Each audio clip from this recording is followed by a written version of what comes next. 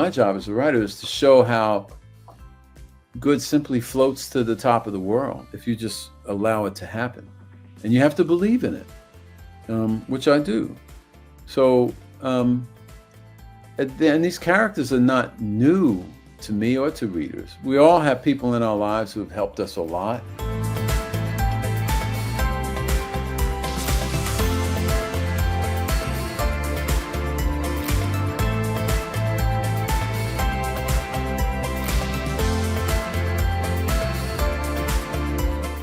Hi, I'm Heather Marie Montilla, and you are watching PBS Books. Thank you for joining us for the 2024 National Book Festival Author Talk Series. Since 2015, PBS has shared with audiences across the country the voices of dynamic, diverse authors as they attended book festivals. PBS Books is proud to partner with the Library of Congress to promote their 2024 National Book Festival. Let's take a moment to hear from the Librarian of Congress, Dr. Carla Hayden. Greetings from Washington to all fellow book lovers. I'm Librarian of Congress, Carla Hayden, and I want to thank you for your support of author events here on PBS Books. We hope you can join us on Saturday, August 24th at the Washington Convention Center for the 2024 National Book Festival. We'll have an amazing lineup of authors, including Doris Kearns Goodwin, James McBride, Sandra Cisneros, Tamron Hall, and many more. And if you can't make it to DC, you can watch the live stream or videos of the festival online. Hope you have a wonderful summer and happy reading. Thank you, Dr. Hayden. We are also grateful to our station WHYY, our station partner as well. Let's take a moment to hear from Marty Moss Cohen, host and executive producer of The Connection. Welcome. I'm Marty Moss Cohen, host of WHYY's The Connection, where every week we explore the needs and desires, the hopes and dreams, the fears and joys that make us unique and human. I'm thrilled to greet each of you for this evening's event with James McBride, renowned writer, musician, author, most recently of the Heaven and Earth Grocery Store, in celebration of the Library of Congress National Book Festival. I've interviewed James McBride over the years when I was the host of my previous show, WHYY's Radio Times, and last year on The Connection. He is a masterful storyteller, whether writing fiction or nonfiction. His writing is alive with vivid characters, good-natured humor, and an open-hearted generosity about the foibles of humanity. He has said love, humor, and kindness are the meat and vegetables of a good story. That instinct lives in everyone. Words I must say to live by. Public media was created as a platform to share stories and as a trusted space for unbiased news and conversations. To that end, WHYY prides itself on facilitating thoughtful dialogue about a range of important matters. Through WHYY News and programs like Fresh Air, Studio 2, You Ought to Know, The Pulse, and of course The Connection, WHYY shares the voices of authors, artists, and contemporary influencers, particularly when their work changes existing narratives or sheds light on the pressing issues of the day. We hope that you'll enjoy tonight's journey as we learn about James McBride and his work, which continues to shape our culture and leave indelible marks on those who read his books. We're honored to team up with the Library of Congress and PBS Books. WHYY is proud to be part of this important event. Back to you, Heather. Thank you, Marty. The 2024 Library of Congress National Book Festival takes place at the Walter E. Washington Convention Center on Saturday, August 24th from 9 a.m. in the morning to 8 p.m. This event is free and open to the public. So if you're planning an end of the summer getaway, add the 2024 National Book Festival to your summer plans. For more information on the festival lineup of events and so much more, visit loc.gov/bookfest.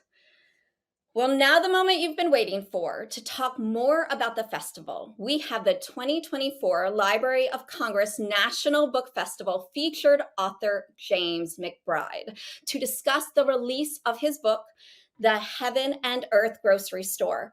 Welcome, James. Well, thank you. Nice to see you. So nice to see you. Well, I know this book has been out for a bit and has gotten lots of critical acclaim.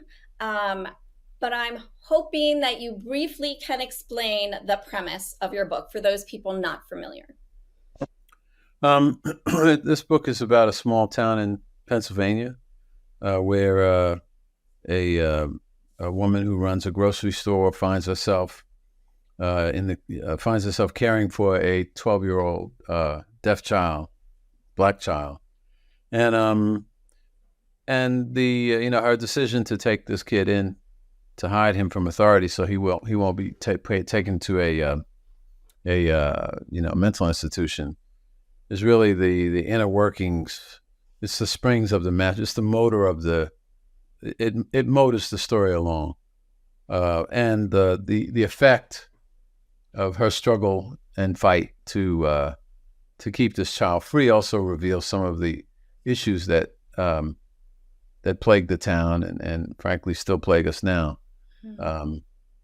The book is really about America and how we and the choices we make and how love and kindness eventually is the most powerful tool of all. Do you want violin strings with that last line? A little bit of, Can you talk a little bit about the theme of music in this book? Because it's not the center, but it's still there. Well, the main character, Shona, her husband runs she's Jewish, and her husband's a theater owner. He's a Jewish theater owner back in the 30s, and so a lot of characters that go through the theater to play are some of the people who are now considered historical figures of excellence or greatness in terms of the development of jazz or America's classical music, whatever you want to call it. It's nice to visit those people on the page and to have them as part of the world that this couple inhabits. And it's nice to show, or it's important to show, that not everybody gets along, even though they might be doing the same thing. I mean, I think at a certain point in this book, two bands really have a big fight about who goes first. And because everyone wants to be the last, everyone wants to close the show out. And these are issues that the theater owner has to deal with. And he's not the kind of person who is, the stereotypical, Jewish theater owner, whatever that was. He's a meek fellow. He loves music. He loves the musicians. They love him.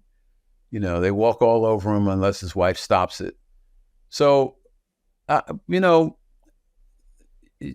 solar system of our planet consists of stars and planets and so many things that have ways of orbiting around each other that fascinate us and will, fascinate humans for as long as humans can maintain the planet. I suppose that's another question, but books are the same way. Everyone has an orbit, and your job as the writer is to go in and see how these orbits connect or disconnect or pass each other, because we're all in the same galaxy. And so, my job as a writer in this particular situation was to make sure that this character, this Jewish couple, and the other people in town with whom they have contact are seen as in the totality of their existence, as opposed to sort of the stereotypical view of this person does this and this person does that and this person feels this way. You just try to capture a slice of reality, of real life, when you write novels, I hope. Can you talk about Pottstown? Can you talk about, is it based on an actual place? And what inspired you? I know you said kind of like this small place is kind of a microcosm, or not, you didn't say this exactly, but it's a microcosm of America, like looking at America. But is that why Pennsylvania? And have you been to that place? And Well, I mean, Pennsylvania is a good place to set a story about America because Pennsylvania is an old state. There's so much history in the state of Pennsylvania. It's a beautiful state. It has problems like every other state, but I've always found it to be a wonderful place and inhabited by wonderful people. So I just came upon Pottstown by accident. I wanted to place the book in Pottsville, but Pottsville is in Western Pennsylvania. I just happened upon Pottstown by accident when I was going to look at the mental institution that is featured in this book. I saw a sign that said Pottstown. I drove in and I could see the place. I could see what it looked like 40, 50, 60, 70 years ago. A lot of Pennsylvania is like that. When you go into these small towns where the industries and manufacturing, all that stuff has moved out and these beautiful buildings. And I placed the story there because when I started doing research in the town of Pottstown, I came upon some old Black person told me that that Blacks used to live in Chicken Hill. It was where the poor people of all colors lived, and African Americans. So I looked into it, and then I just started this discover story, essentially. I mean, there was a Chicken Hill in every neighborhood in America, really. And there's still Chicken Hills. They're called different names, and some of the people are different, and racial makeup of them is different, but it's where poor people of all colors are, and oftentimes people of color. I just thought it would be fun. Look, I'm always looking for where we connect in stories. People liked Chicken Hill in Pottstown. They thought it was an interesting area. I mean, the old timers did. I mean, they knew what it was, and it was just part of life. But it was good to place the story there because you have a place where you can roll out all of these different dramatic elements that force characters to connect. This is a small town, so Pottstown was small, so people had to get along. They couldn't just look at their cell phone and get news from Saudi Arabia. They actually had to live a local life. Your book investigates power structures, and you've talked a little bit about your research on Pottstown. Were the issues with water, the actual KKK having marches and having a white doctor as part of that group, and also the theme of political corruption, is that something you saw in Pottstown, or is that something that just is present throughout the United States and that's why it's woven into your fictional story? I didn't see any of that in Pottstown. I mean, there are a few things, but it wasn't. My job wasn't to go to a place like Pottstown and reveal whatever local issues are plaguing the community, because they don't need me to come in there and tell them how to live. It's easy to criticize, but it's much better to offer solutions. And so what I was trying to show in this book is that, I don't just do a number on the Klan when I mention the Ku Klux Klan and throw them out the window. Actually, I talk about them from the perspective of people who are in the Klan. And people who are in the Klan didn't really see the Klan as a diabolical force. They felt they were doing something to make the country better, et cetera, et cetera. And it's important to show that point of view. Just because you don't agree with something doesn't mean you should not show that point of view, because there is some validity in everything. And that's why lawyers make money. So, but I did want to show that this mythical small town where, everything was good, America was good back in the good, all that all that monkey business is just that. It's just a bunch of monkey business. Things weren't so great back then. People, fought, they died, wives got beat up by their husbands, and villains succeeded. All kinds of stuff happened. But it's the response to it and the reaction to it that you try to roll out as the writer. And in that regard, your responsibility and your desire and the truth of it is that good people can and do stand out. And your job is to find those people and to show people now, today, that whether it's Pottstown 70 years ago, or Pottstown today, or Washington, D.C. today, that people of integrity will, at the end of the day, be the last one standing. It's very insightful. Your characters. I should be a politician the way I'm talking. I'm just very. You know what? I'm kind of thinking that. I'm weeping. I mean, you know. I don't know, James. You might have another career ahead of you. No, not that. But so many of your characters, they're so vividly created. They are. I wanted to talk to you though about the amazing kindness that was so beautifully displayed in your narrative by Shona, and I guess between and Bernice and Addie too. How Addie had such an impact on Nate, and I just wanted to kind of ask you if there are any specific inspirations for any of those really kind and beautiful characters, or if they are just your brilliant crafting of imagination and creation. it's the second one. Yeah, it's just my brilliance. No, I've known people like this all my life. You know, I've seen kind, good people. I grew up in New York, and you know, New York was supposedly, or is supposedly, or at least when I was a kid, you know, rough and tumble, and it was that. But you know, I can't recall instances of evil very well, but I do remember people who were kind and good, and so you know, there are a million Shonas in New York.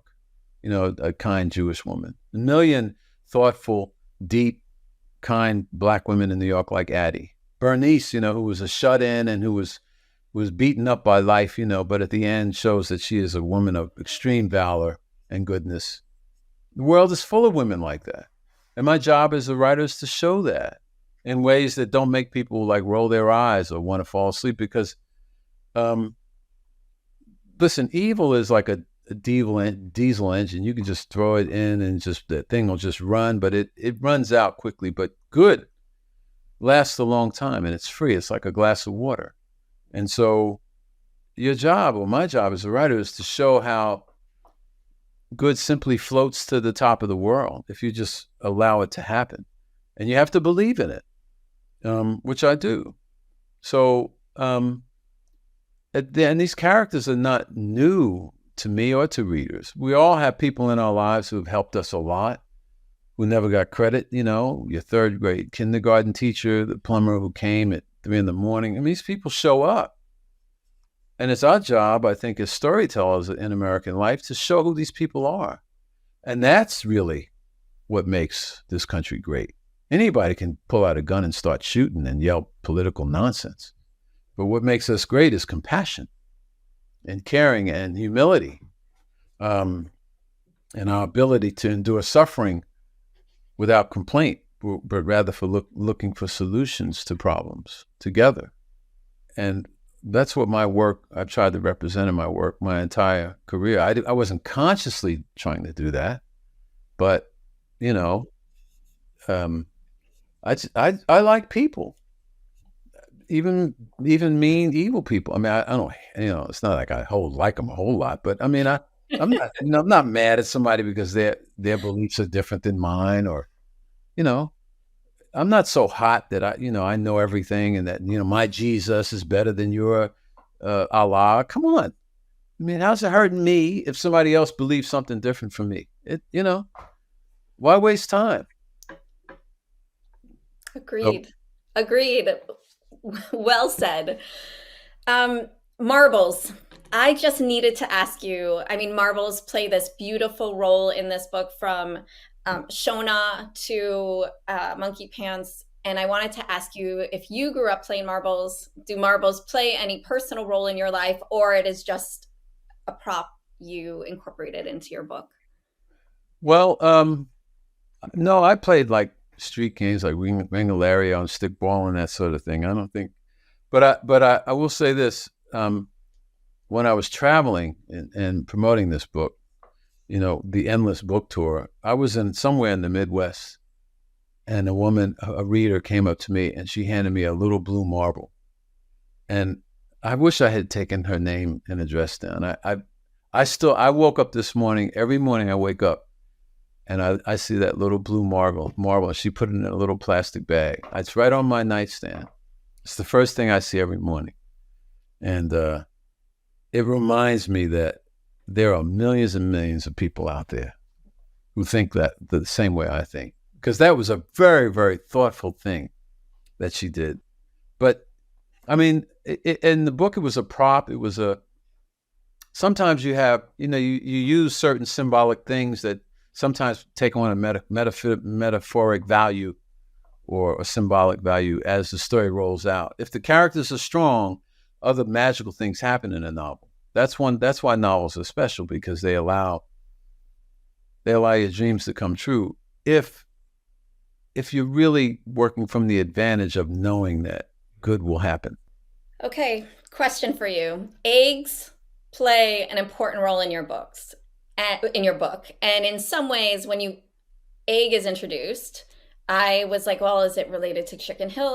And I don't think it's a spoiler to say it's not. Well, I don't think it is, but do you have any Easter eggs in this book that are related to any of your other books or other work you're planning to do later? No, a lot of that's just in the air. What you're referring to is, a guy who has to deal with a bunch of eggs. And no, that just happened. That's sort of like, I remember I did a session one time with a drummer.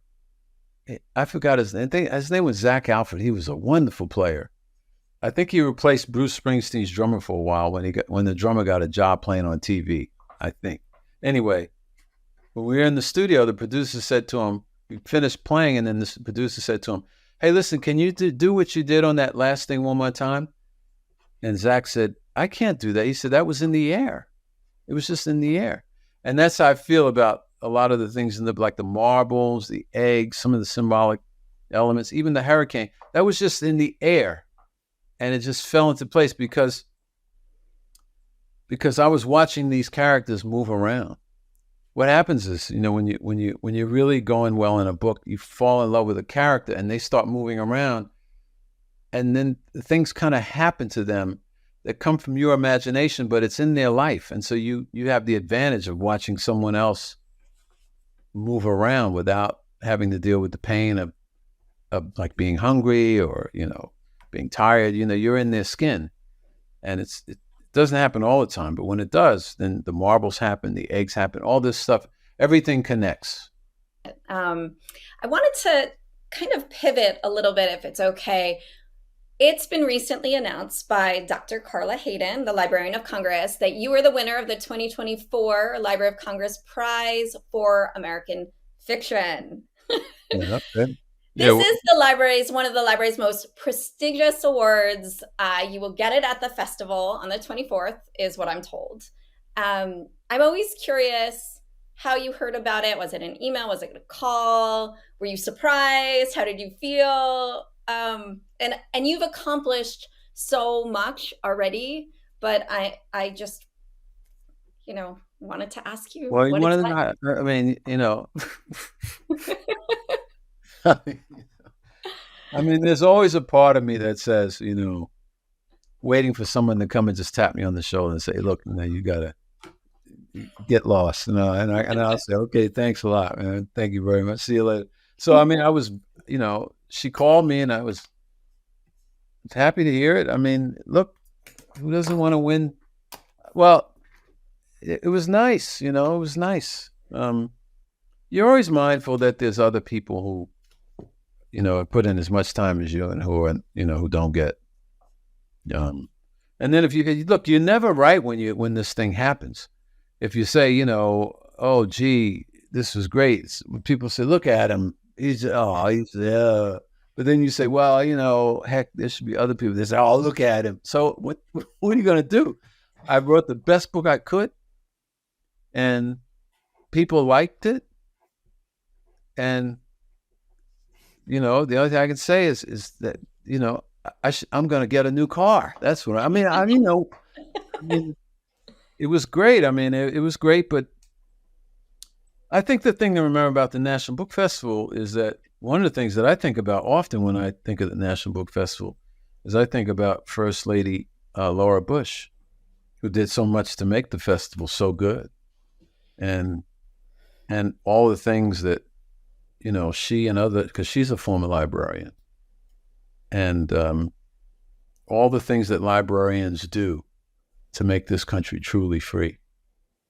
And, you know, libraries are the last line of reason and discourse, and they should be defended vigorously. And I mean that. So I'm proud to be part of, that, and to be part of the legion of writers and painters and artists and historians and even politicians who really understand that the truth lies in books, and you can't screw with the truth. You can say a lot, you can blog, you can tweet, and all that other nonsense, but ultimately, books are a true freedom. So I'm proud to be part of that army. Well, and I also want to give a quick shout out to the Lambertville Public Library, who made this interview possible by coming in when, you know, I work at the Glen Ellen Public Library. We had tornadoes and power loss in my community yesterday. And when I worked in the library, it was completely packed. And so I know that they've also made this interview possible today. And a big shout out to them. Yeah, and I appreciate their air conditioning, you know. Very good, very strong. It is very strong. Yeah, very strong. And I've taken books out from here. It's a wonderful library. All libraries are they're shining lights of joy and knowledge. And I mean, I think we all know that. We do. What else are you working on? I know you balance this because I believe you're also a musician. Yeah. Right. Well, I'm working on a musical that, you know, called Bobo's, about a kid who wants a pair of expensive sneakers. I mean, I wrote it years ago with a friend named Ed Shockley, and trying to get it going, and been doing some research on a new book, trying to keep a low profile, you know. It's been, you know, like everyone, I'm trying to just take it one day at a time. You know, I don't really have, you know, what happens with me when I have an idea is that it comes in this way, and then all of a sudden it goes here. And so they take a long time to gel. So I end up spending a lot of time in the library, a lot of time traveling, a lot of time looking, or I'm smelling story. And then characters arrive. And then once characters arrive, I have, you know. So I'm dealing with the aroma now. I'm dealing with the aroma. Well, we're looking forward to that aroma when it comes to fruition, because I will say I truly enjoy reading your books, and looking forward to reading the next one as well. Well, Heather, we can go back, you and I. And, you know, it's always nice to see you, and I appreciate you. It is always nice to see you, and I appreciate you making time for us, and thank you for spending time with PBS Books members and sharing the behind the details of the Heaven and Earth grocery store, as well as your thoughts on life, because I actually think your reflections and your thoughts, not only in libraries, but overall about kindness in the world, is quite poetic. And I want to thank you for those sound bites. Well, obviously the bill will be arriving shortly. Thank you. We are public media, unfortunately. Well, thank you very much. Thank you. And thank all of you out there for joining us today. Please make sure to like and subscribe so you don't miss any of the 2024 National Book Festival Author Talks. The full schedule of featured author talks can be found on our website at pbsbooks.org. And don't forget that you can be part of the festival on Saturday, August 24th from 9 a.m. to 8 p.m. The event is free and open to the public. Visit loc.gov/bookfest for the details. If you can't make it there personally, don't worry. You can also enjoy it from the comfort of your home and curate your own experience. Until next time, I'm Heather Marie Montilla, and happy reading.